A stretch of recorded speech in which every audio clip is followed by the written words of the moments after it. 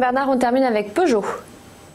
Exactement, donc là, bon, Peugeot, évidemment, c'est une situation très spécifique avec l'annonce de sa fusion avec Fiat. Donc, depuis cette annonce, en fait, la valeur était sortie par le haut le jour de l'annonce. Elle était sortie au-dessus des 25, 24-25 était un niveau résistance fort sur la valeur. Le jour de l'annonce, la valeur s'en est extrait donc violemment par le haut. Là aussi, les vendeurs ont repris la main ce jour-là et par la suite, tout simplement, en un peu moins de 3 mois, la valeur est en baisse de plus de 30%. Donc c'est quand même significatif. Et là, aussi, comme on le voit très bien sur le graphique que vous avez mis à l'écran, elle est en train de travailler un niveau support autour des 19-20 euros qui est très important car il a été travaillé longuement, donc travaillé à plusieurs reprises tous ces derniers mois.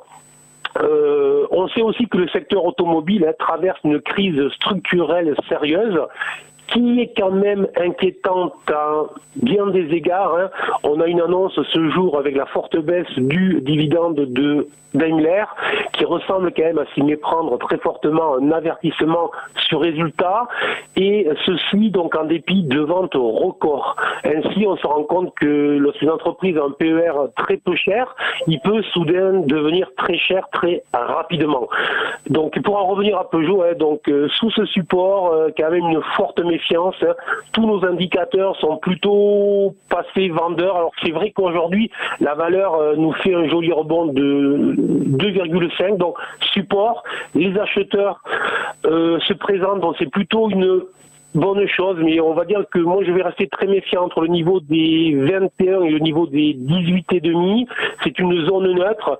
Sous les 18,5, je considérerais que la valeur s'ouvre un potentiel de baisse en direction des 17 et des 16,50 €.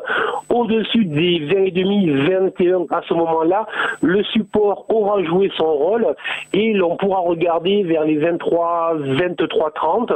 Donc c'est une zone neutre. Donc je conseille plutôt de rester à l'écart, de surveiller si on sort vers le haut de cette zone neutre ou si on en sort vers le bas.